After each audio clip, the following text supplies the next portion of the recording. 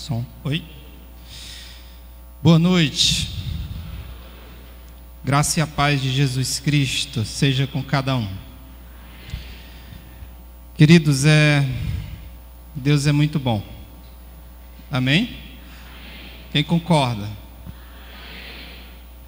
Deus é bom o tempo todo Deus é bom. A Bíblia diz que as misericórdias do Senhor se renovam a cada manhã. Ou seja, aquilo que a gente fez, que desagradou ao Senhor, quando dá de manhã, Deus já não lembra mais, porque Ele é compassivo, misericordioso com cada um de nós. Amém? Eu queria orar com os amados. Vamos orar? Baixe sua cabeça, vamos fazer uma oração agora. Senhor nosso Deus, obrigado, Senhor, porque a Tua graça, o Teu favor não merecido atingiu, Senhor, as nossas vidas por inteiro. E hoje nós somos frutos da graça. É o Teu amor, é a Tua compaixão derramada sobre nossas vidas. Obrigado, Deus, por ser esse Deus tão maravilhoso.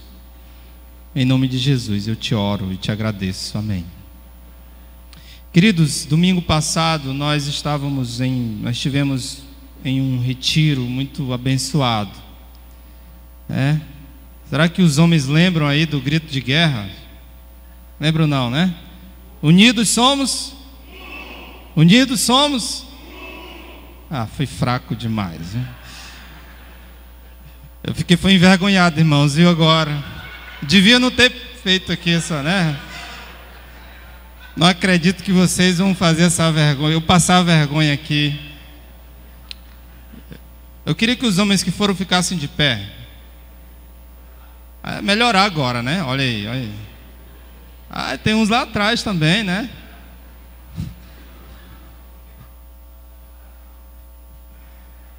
O irmão disse para vocês virem aqui na frente. Quem quer vir aqui? Vem aqui na frente os homens. Agora vocês vão falar.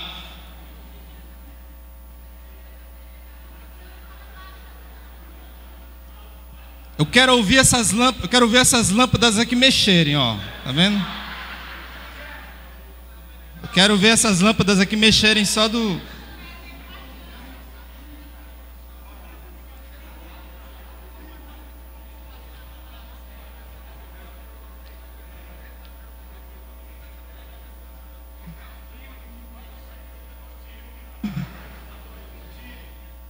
Vamos lá?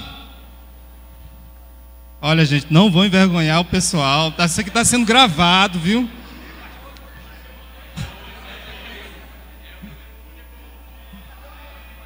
Vamos lá? Unidos somos? Unidos somos?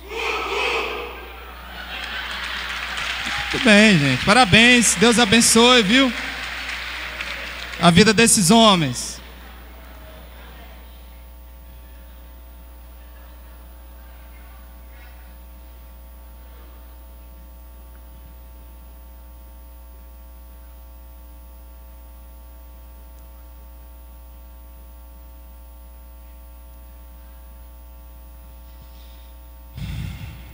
Queridos, foi maravilhoso, abençoado, viu? Tempo de paz. Eu ouvi de um irmão dizendo assim: pastor, já está acabando, né? A gente deveria passar mais tempo aqui. Momento de diversão, de comunhão, de edificação. Mas teve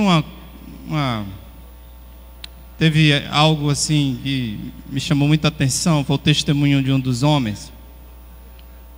Um dos irmãos se cortaram lá, foi cortar uma melancia e cortou o dedo, o Orlando. Foi um corte assim bem profundo. E naquele momento, os homens se juntaram, ajudaram, levaram no hospital. E ele dando testemunho essa semana, emocionado, ele disse que nunca se sentiu tão cuidado, né, tão amado, como naqueles momentos ali que ele estava vivenciando no meio daqueles homens. E o exemplo dele me fez pensar na palavra que eu queria compartilhar com os amados. Me fez pensar numa palavra tão importante, tão imprescindível nas nossas vidas, que é a palavra humanidade. Eu não estou falando humanidade da característica humana que cada um tem, mas eu estou falando do sentimento de humanidade. O que é isso, pastor? O que é esse sentimento de humanidade? O sentimento de humanidade, meus amados, é ter compaixão, é ter amor para com o seu semelhante, o seu próximo. Isso é ter humanidade. Hoje nós vemos uma sociedade, um mundo, onde esse sentimento de humanidade tem se tornado escasso.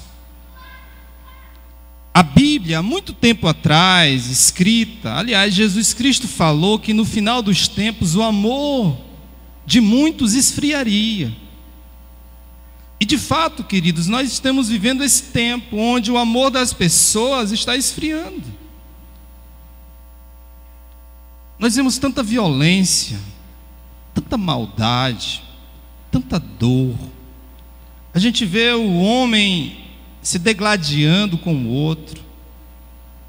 Nós vemos o outro ferindo, magoando.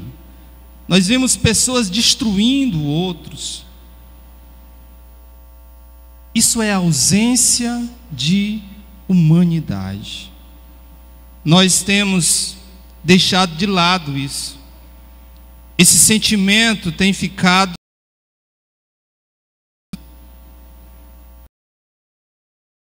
a fome, a desigualdade.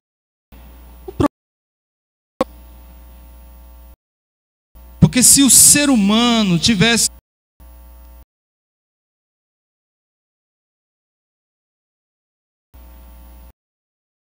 ação do ser humano, material,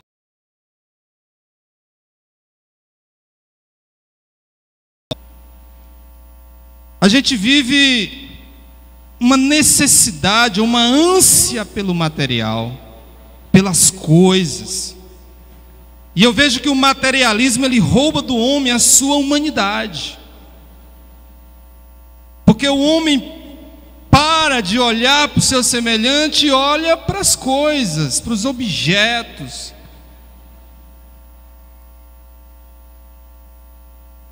A Bíblia diz, e falou há muito tempo atrás, que os homens seriam amantes de si mesmos. E é o que nós vemos hoje na sociedade. O nosso semelhante, aquele que padece, aquele que necessita, caído do nosso lado, padecendo, e simplesmente a nossa insensibilidade humana, a ausência da humanidade, faz com que essa pessoa carente e necessitada se torne simplesmente alvo das suas carências, das suas necessidades, porque elas não são solucionadas. O problema do materialismo, meus queridos, é algo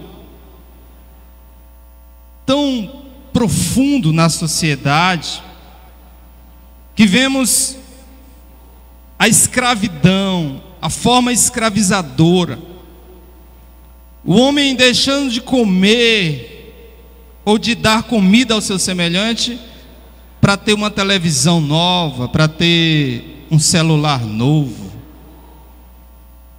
Muitas vezes passa apertado dentro do seu orçamento. Você entra na casa do indivíduo, você vê tantas necessidades humanas que tem ali, mas ele não pode viver sem uma TV, sem um celular, um smartphone, ou um J não sei o que aí. E quando o ladrão rouba, aí tem que comprar outro, né? E tem que ser do mesmo jeito. As roupas, por exemplo, você abre seu guarda-roupa e tem tanta roupa lá, tantos sapatos, tantas calças. Aí você abre o guarda-roupa e diz: nossa, como eu estou sem roupa. Eu não tenho um sapato para ir, ou um tênis para sair. O materialismo, ele é uma forma escravizadora. Ele escraviza o ser humano. O homem passa a ser dominado pelo dinheiro, pelos bens, pelo poder. O homem abandona seus semelhantes pelos bens materiais. Você já viu aquele marido, talvez, que se importa apenas com o seu carro, com a sua casa, que ele não está nem aí para a mulher está doente, está precisando de um tratamento, ele não paga um plano de saúde para ela, mas o carro tem que ser novo, todo, sei lá, tem que estar atualizado na sua garagem. O homem tira a vida do seu semelhante por um objeto, mata, rouba, destrói, por um centavo, por um celular, por uma bolsa. O amor de muitos esfriará, diz assim a palavra de Deus. Esse quadro de desigualdade social, meus amados, só muda quando o homem passar a dar mais valor ao seu semelhante.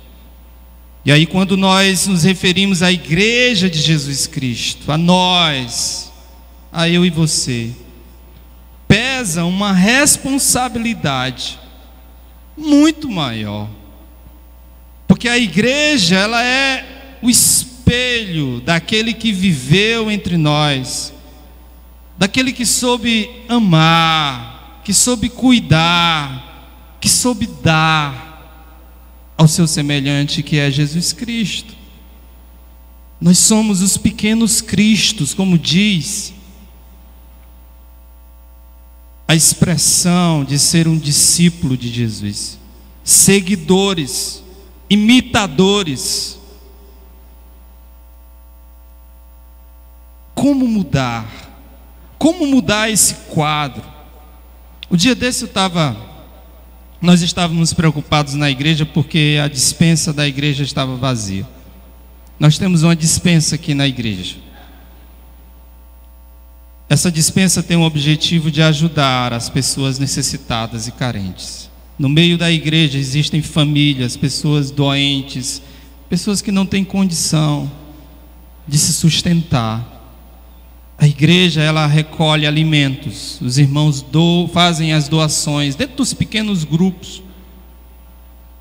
Eu fico às vezes triste, irmãos, quando ouço relatos de líderes de pequeno grupo dizendo: pastor, é tão difícil. Quando a gente fala do quilo de alimento lá no grupo, eu vejo alguns irmãos fazendo uma cara feia. Eu vejo alguns irmãos assim, evitando. Às vezes, pastor, eu tiro do meu próprio bolso.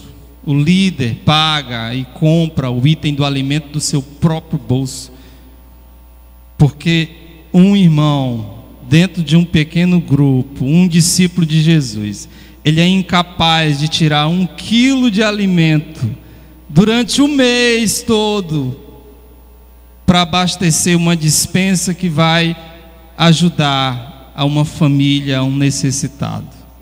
Isso não entra na minha cabeça, irmão. Não tem como. Não tem como imaginar. Eu sei que muitas vezes isso acontece porque nós esquecemos, e algumas pessoas esquecem. Nosso foco nas minhas coisas não pode esperar. Como?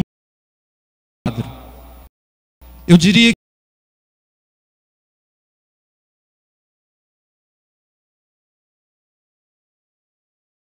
nós enxergamos as pessoas em nossa volta diz muito sobre a maneira como nossas ações são desenvolvidas. E quando eu penso em olhar humano, olhar com humanidade, não tem como não lembrar do Mestre Jesus Cristo. Eu queria que você abrisse a sua Bíblia em Mateus 9:36.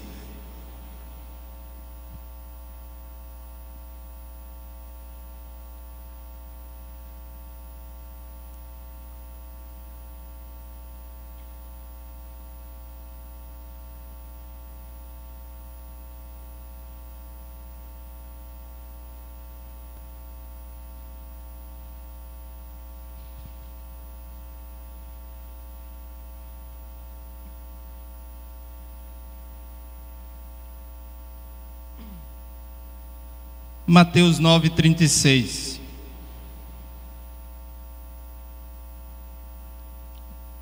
Veja só o que a palavra de Deus fala. Diz assim: ao ver as multidões, teve compaixão delas, porque estavam aflitas e desamparadas, como ovelhas sem pastor. Queridos, olha a forma como Jesus olhava para as pessoas. O olhar de Jesus. Esse, para mim, é a expressão do olhar com humanidade. Olhar o próximo com humanidade é olhar como Jesus olhava. Porque o olhar humano, ele tem essa característica de levar um sentimento de compaixão, de levar um sentimento de amor, de bondade. Jesus nos mostra que seu interesse estava nas pessoas, em solucionar os seus problemas. Jesus era incapaz de passar pela multidão e não observar as suas necessidades, as suas dores, os seus dilemas. O foco estava nas pessoas, no povo. Eu entendo que a igreja só vai, de fato, alcançar o mundo, a sociedade, quando ela deixar de olhar para si e passar a olhar para o seu próximo, para o seu semelhante. O foco de Jesus estava nas pessoas. O nosso foco muitas vezes está em nós, está em mim, nas minhas preocupações, nas minhas necessidades. Ah, se eu tirar 1 quilo da minha despensa, vai faltar na minha despensa. Se eu tirar um dinheiro do meu salário para ajudar alguém, vai faltar lá na frente. Nós sempre estamos pensando primeiramente em nós. E aí nos tornamos às vezes amantes de nós mesmos. Nosso foco está nas coisas, na roupa, na comida. Tem um episódio muito interessante em João 4:34. Quando Jesus ali encontra aquela mulher à beira do poço. Aquele texto me ensina, queridos, algumas coisas interessantes. O texto diz que Jesus chega no poço e despede os discípulos para irem atrás de comida. E naquele momento em que estava no poço, chega uma mulher samaritana, de péssima reputação, e Jesus atende aquela mulher, conversa com aquela mulher. Jesus desenvolve um diálogo com aquela mulher. E quando ali estava terminando o diálogo, de repente chegam os discípulos com a comida que haviam comprado. E naquele momento os discípulos ignoram aquela mulher. Eles não dão nem um bom dia, não falam nada, talvez com um olhar levantando um juízo, dizendo talvez o que o mestre está falando com essa mulher, por que ele permitiu que essa mulher estivesse perto dele. Os discípulos não falam com aquela mulher, e a mulher sai. E os discípulos dizem: mestre, trouxemos a sua comida. Olha só a resposta de Jesus. Disse Jesus: a minha comida é fazer a vontade daquele que me enviou e concluir a sua obra. Jesus mostra para os seus discípulos que a coisa mais importante naquele momento não era a comida, mas a coisa mais importante naquele momento era aquela mulher que precisava de atenção, de cuidado, de salvação, de vida eterna. Nós, queridos, estamos preocupados com as coisas, com a comida, com a roupa, com o entretenimento, com tantas coisas que nós acumulamos. Nosso foco também está na religiosidade. Jesus fala de um exemplo em que ele conta uma parábola sobre um bom samaritano. E diz que certa vez um homem foi assaltado e estava caído em uma estrada. E de repente passa um religioso, um sacerdote, e ele passa por longe. Depois passa um levita, e aquele levita também passa por longe daquele homem. E ali passa um samaritano que cuida, que pega aquele homem e trata com amor, com compaixão. O olhar do samaritano, um olhar humano, um olhar que fez com que ele desenvolvesse compaixão. O levita e o sacerdote eram religiosos. Talvez estivessem preocupados com o templo, com o culto, com as orações. Talvez estivessem preocupados com as questões espirituais. E às vezes nós confundimos. Nós conjugamos o conceito de fé de uma forma equivocada. E achamos que fé só deve ter ligações e conexões com coisas espirituais. E na verdade, não é assim. Em Lucas 14, Jesus perguntou aos fariseus e peritos: é permitido não curar no sábado? A agenda religiosa é mais importante do que atender o próximo. Nós somos às vezes como levita, como sacerdote, preocupados com as atividades religiosas da igreja. Mas a fé, de acordo com Tiago, ela exige de mim, de você, muito mais do que a busca pelas coisas espirituais. Alguns podem dizer: pastor, a salvação é pela fé e pronto, e só. Não me resta mais fazer nada, eu já sou salvo pela fé.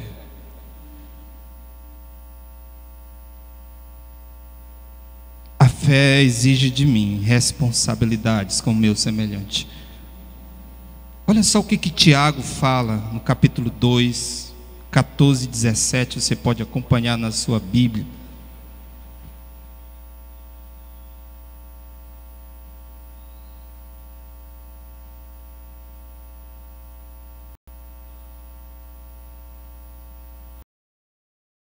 Humano de Jesus na vida de Tiago. O mácula é cuidar dos órfãos. Paulo entendia ser um discípulo de Jesus era muito mais do que ir a um templo a ter seus momentos de oração. Estavam ao seu derredor. Ele tinha Tiago 2, de que alguém dizer: acaso a fé pode salvá-lo? Se um irmão ou irmã estiver necessitado de roupas, de alimento, de cada dia, e um de vocês lhe disser: vá em paz, aqueça-se e alimente-se até satisfazer-se, sem porém lhe dar nada, de que adianta isso? Assim também a fé por si só, se não for acompanhada de obras, está morta. O que eu entendo nesse texto, nessa passagem, irmãos? É que a fé é algo que está ligado, está entrelaçado com os mandamentos que Jesus deixou, que era amar a Deus sobre todas as coisas e amar o teu próximo como a ti mesmo. Não pode separar esses dois mandamentos. Eu não posso bater no meu peito e dizer: eu tenho fé, estou salvo em Jesus Cristo e pronto, vou ficar sentado no banco só ouvindo.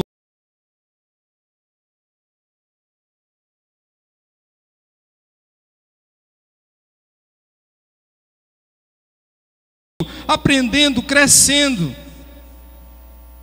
servindo,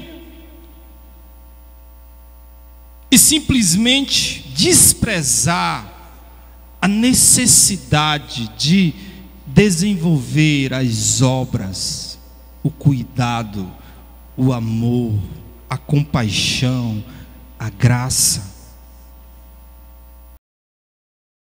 Curtir nem podia efeito. Uma das características,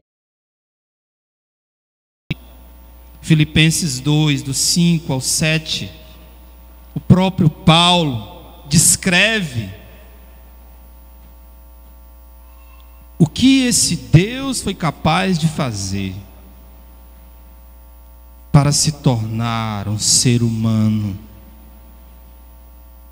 O texto diz: de sorte que haja em vós, olha só, de sorte que haja em vós o mesmo sentimento que houve também em Cristo Jesus. De sorte que nós venhamos ter esse mesmo sentimento. Que sentimento foi esse que Jesus teve? Que sendo em forma de Deus, não se teve por usurpação ser igual a Deus, mas esvaziou-se a si mesmo, tomando a forma de servo, fazendo-se semelhante aos homens. Jesus disse: eu preciso estar entre eles, eu preciso sentir o cheiro, eu preciso tocar, eu preciso abraçar, eu preciso ver as suas. Eu quero saber como um ser humano vive, experimentar os sentimentos, o choro. Jesus é um ser humano extraordinário, ser Deus. Esse texto vai na contramão do que as pessoas estão se propondo a viver. Jesus se esvazia de si mesmo, ele abre mão do status, da glória, da posição social. Ele abre mão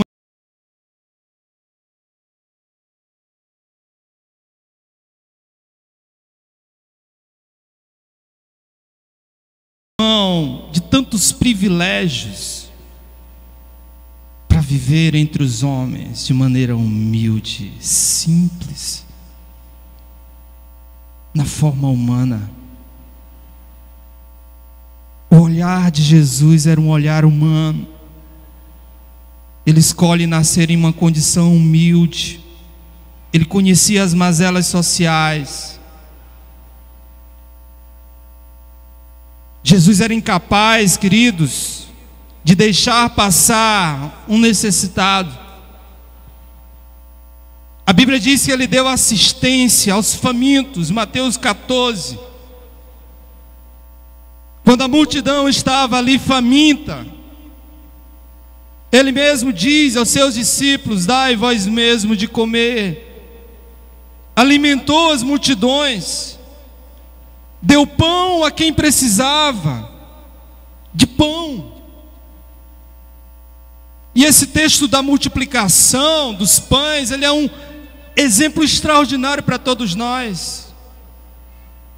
Porque muitas vezes a gente acha que o pouco que eu tenho não vai ser suficiente. E aí eu fico com aquele pensamento, muitas vezes egoísta: ah, eu tenho tão pouco, então eu não posso dar. O texto diz que Jesus alimenta uma multidão com 5 pães e 2 peixes. Sem contar as mulheres, acredito que ali tinha mais de 5.000 pessoas. E ainda sobrou. Ainda sobrou. Se eu, com o pouco que eu tenho, abençoo e coloco à disposição do meu próximo, Deus multiplica. Jesus multiplica. Ele vai multiplicar. Aqui na igreja, a gente faz. Aliás, o lanche do pequeno grupo, o lanche sempre dá para todos. Todos têm um interesse, necessitando de uma medicação. Um dia ela tinha que tomar uma medicação de R$90. Ela desempregada, o marido desempregado, ela grávida. Algumas pessoas poderiam, tanto dinheiro, mesquinhos. Ah, mas eu só tenho R$20, não vai dar. Olha só o nosso pensamento. Entregue, dê o que você tem. Não questione o que Deus vai fazer com ele. De repente, irmãos, o pastor botou lá na mensagem, de repente começou. Irmãos mandando dinheiro, pedindo número de conta. Pessoas que nem se identificavam. De repente nós conseguimos tanto remédio para aquela irmã. Deus abençoou de uma maneira tão grandiosa. E aí nós vemos a importância de uma igreja na vida de um indivíduo. Foi a igreja que ajudou aquela irmã. Olha só o papel da igreja, como é importante. E Deus levantou outras pessoas para resolver o problema daquela irmã. Hoje aquela irmã, ela tem remédio de sobra. Ela nunca ficou desamparada, nunca deixou de tomar uma injeção sequer.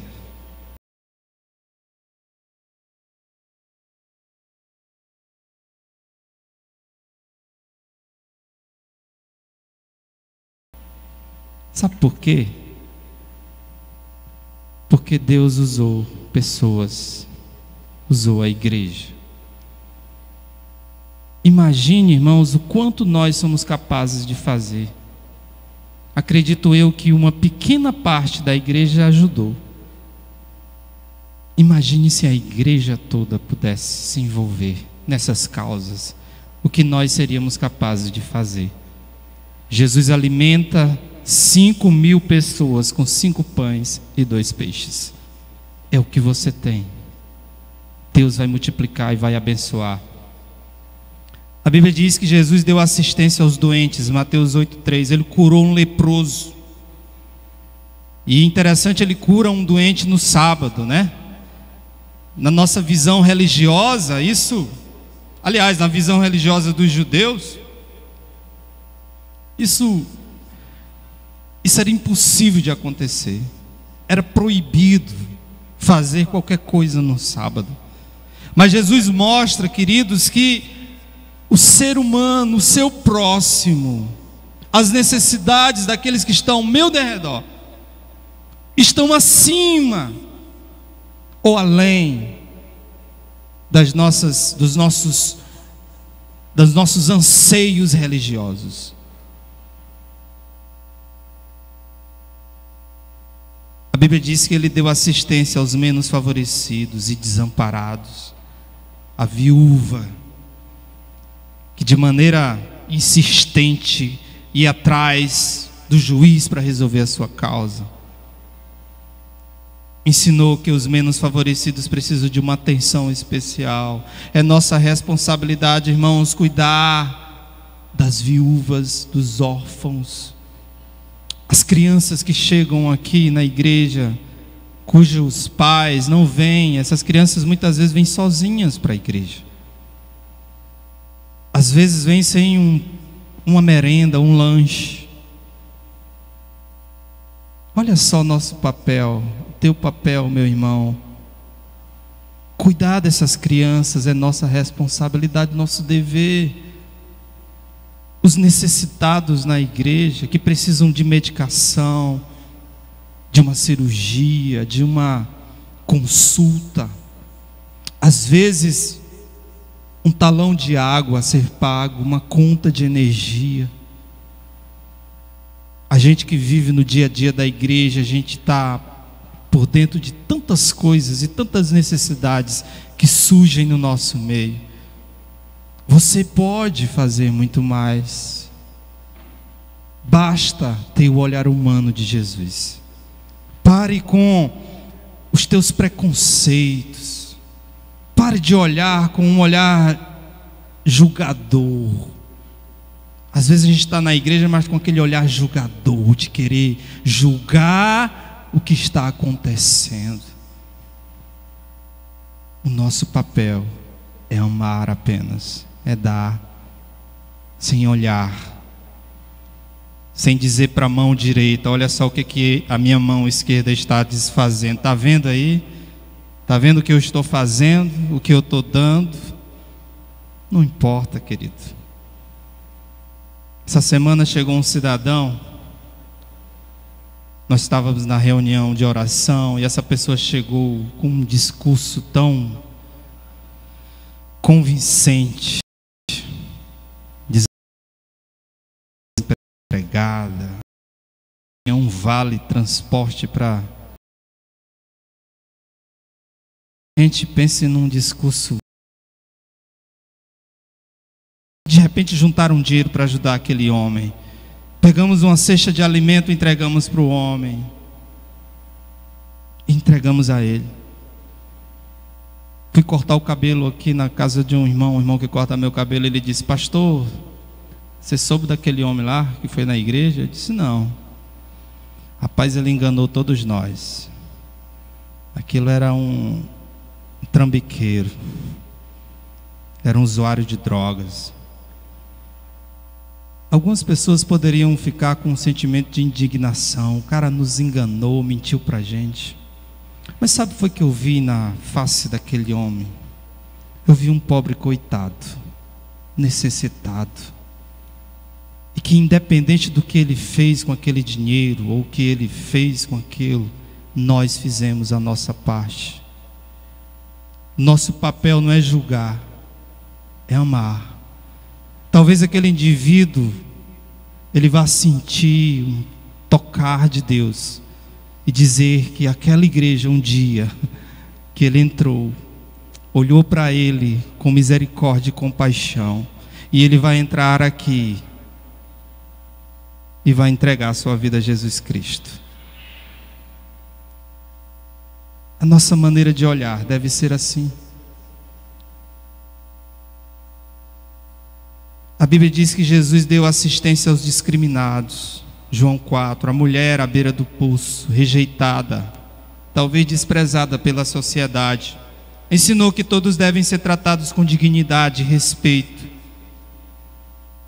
A pergunta é, que talvez você possa estar se perguntando, aí onde você está: como seria esse olhar humano de Jesus?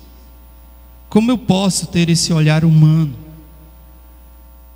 Eu entendo que o olhar humano de Jesus é aquele que vê o próximo com compaixão e amor, que olha para o seu semelhante com vontade de conceder graça a ele, misericórdia, um olhar de compaixão, um olhar que traz um coração, ou que mexe com o nosso coração e faz com que ele fique contrito, faz com que o nosso coração fique cheio de graça, de amor, de misericórdia. O olhar humano de Jesus é o olhar, é aquele em que eu sou capaz de me colocar no lugar do outro. Olhe para dentro da sua casa, para o seu conforto, para o seu prato de comida. Olhe para o seu carro, olhe para o seu meio. Como Deus tem te abençoado, meu irmão. Eu sempre digo para minha pequena lá em casa, porque às vezes ela gosta de desperdiçar comida, e isso é uma coisa que me revolta, desperdício de comida. Sabe uma coisa que me deixa muito triste? Eu já briguei com ela, é quando eu mando um lanche para a escola e o lanche vem intacto. E eu brigo com ela e digo: filha, existem tantas pessoas, tantas crianças que queriam ter um sanduíche como esse, e queriam ter um suco como esse, não tem. Às vezes, meus amados, a gente está nas nossas mesas dos nossos churrascos da vida, dos nossos banquetes, e esquecemos de lembrar daqueles que necessitam, que precisam. Nós precisamos nos colocar no lugar daqueles que sofrem. Jesus se colocava no lugar deles. Ele olhava e se colocava. E é por isso que ele ajudava. Quando eu vejo essa classe política, não quero fazer julgamento a respeito precipitado a respeito dos políticos, porque eu sei que deve haver políticos honestos, corretos. Mas, queridos, o nosso Brasil está do jeito que está, porque aqueles homens só pensam neles, só pensam em si. Se aqueles homens tivessem o olhar humano de Jesus, o nosso Brasil seria um outro país. Vocês acreditam nisso? O olhar humano é aquele que não produz somente pena, mas me leva a fazer alguma coisa. Nós não fomos chamados para sentir peninha das pessoas. A gente conta uma história, um testemunho, o irmão até chora, o irmão sente aquele: oh pastor, que história, pastor. Às vezes a gente vê as pessoas compartilhando suas necessidades, eu fico até sentido com isso. Mas não adianta você sentir, chorar, se você não fizer nada. Não vai adiantar nada.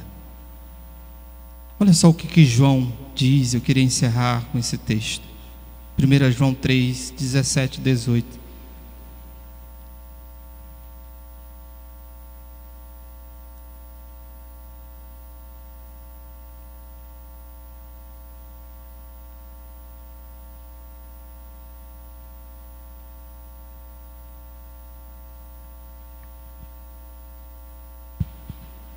João 3, 17 e 18.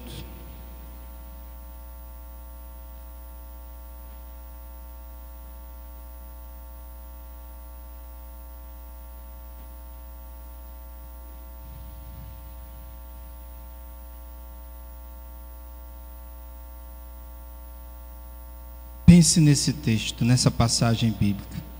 Lembre dela. Lembre dos conselhos de João aqui.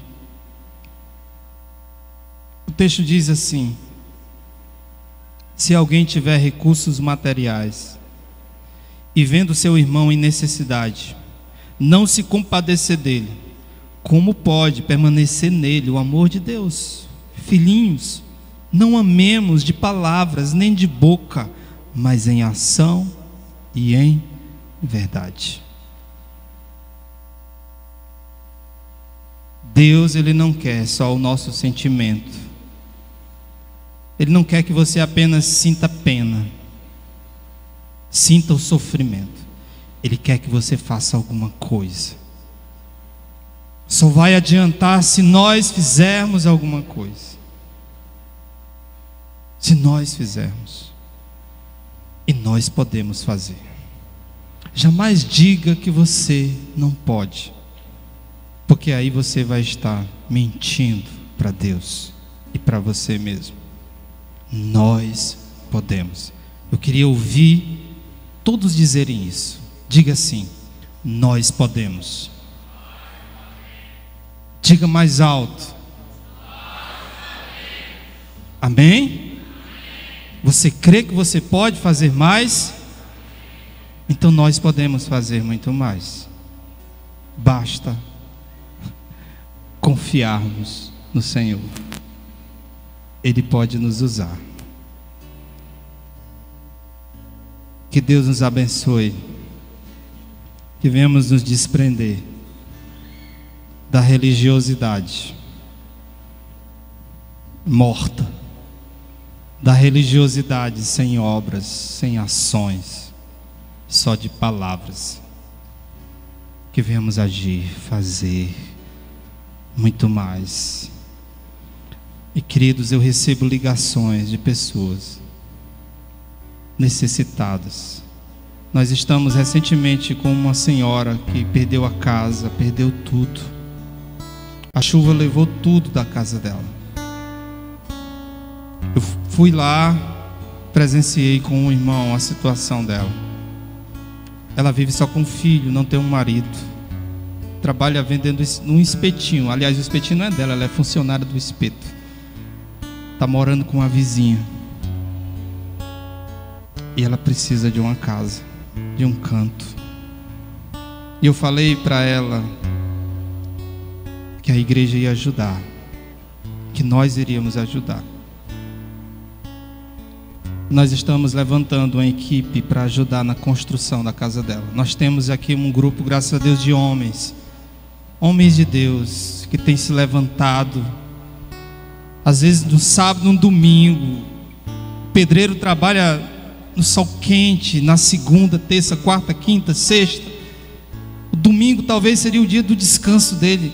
Queridos, nós temos homens aqui que não param, que sacrificam o seu domingo de descanso para ajudar alguém. Vão trabalhar. Cada um de nós pode fazer isso. Claro que pode. Eu disse para aquela mulher que a gente ia ajudar ela. E nós estamos precisando de ajuda. Se você puder doar alguma coisa, fazer alguma coisa, você pode me procurar depois. E com certeza nós vamos fazer um mutirão lá. Assim como fizemos lá no Novo Nilo e construímos uma casa de uma senhora que havia perdido tudo. O fogo consumiu tudo. E nós damos uma casa nova para ela. Nós somos capazes. Nós podemos fazer.